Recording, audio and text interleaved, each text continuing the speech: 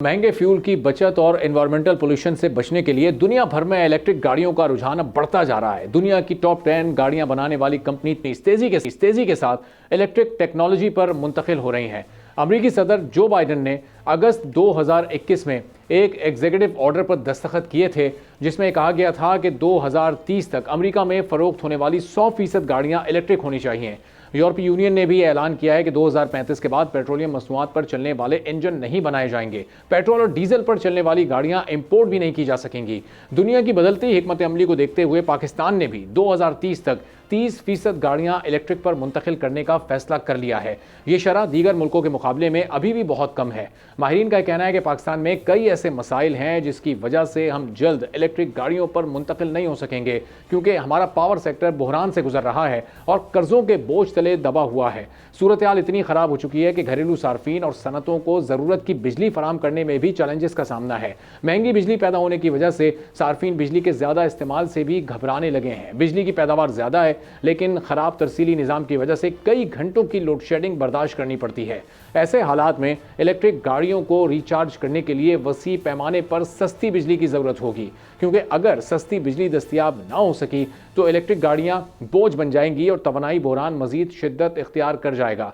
15 साल कबल गाड़ियों को सीएनजी पर चलाने का रुझान पैदा हुआ तो बिना मनसूबा बंदी सीएनजी स्टेशन के एनओसी जारी किए गए। देखते ही देखते सीएनजी स्टेशन में कई गुना इजाफा हो गया। हर 1 किलोमीटर के फासले पर कई सीएनजी स्टेशन कायम किए गए, जिससे गैस के ज़खायर कम हुए और सीएनजी पर चलने वाली गाड़ियां तो दूर की बात, घरेलू सार्फिन को गैस की दस्तियाबी भी मुश्किल हो गई।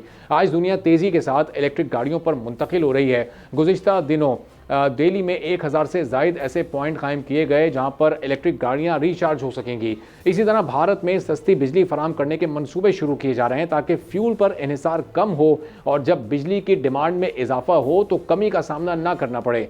बैनुल-अक़वामी एनर्जी एजेंसी ने पेशगोई की है कि तेल और पेट्रोल का इस्तेमाल 2050 तक 75% तक कम हो जाएगा, क्योंकि ट्रांसपोर्टेशन में आलमी ऑयल का बड़ा हिस्सा इस्तेमाल होता है। 2021 में आलमी सतह पर ईवी कारों में की फरोख्त 6.5 मिलियन यूनिट्स फी साल थी। चीन ने हर साल 3 मिलियन कारें और 30 मिलियन मोटरसाइकिलें फरोख्त की और यूरोपीय यूनियन और अमेरिका ने बिलतरतीब 2.5 मिलियन और 10 लाख यूनिट्स फरोख्त किए। मोटरसाइकिलें पाकिस्तान की सालाना पेट्रोल की ज़रूरियात का 40% इस्तेमाल करती हैं। इलेक्ट्रिक गाड़ियां बनाने वाली चीनी कंपनी का कहना है कि 2030 तक पाकिस्तान में खरीदी जाने वाली 50% गाड़ियां इलेक्ट्रिक होंगी। वफाकी हुकूमत ने भी इस हवाले से अपनी हिकमत अमली को तेज़ कर दिया है। हुकूमत की जानिब से तीसरी मरतबा नई इलेक्ट्रिक व्हीकल पॉलिसी तश्कील देने का फैसला किया गया है। नई ईवी पॉलिसी में पाकिस्तान में बैनुल-अक़वामी मेयार और मकामी ज़रूरियात को मद्देनज़र रखते हुए इलेक्ट्रिक गाड़ियों को जल्द अज जल्द मार्केट में लाने के इक़दामात और आदाफ मुकर्रर किए जाएंगे।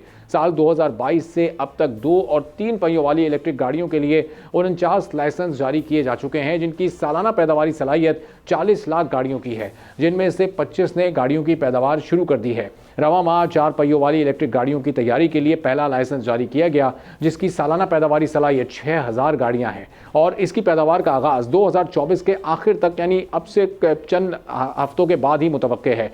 वफाकी वज़ीर तवानाई सरदार ओवैस लगारी का कहना है कि हुकूमत ने इस्लाहाती प्रोग्राम का आगाज़ किया है। आइंदा चंद माह में तमाम सेक्टर्स के लिए बिजली की कीमतें कम होंगी, जिसमें इलेक्ट्रिक व्हीकल सेक्टर भी शामिल है।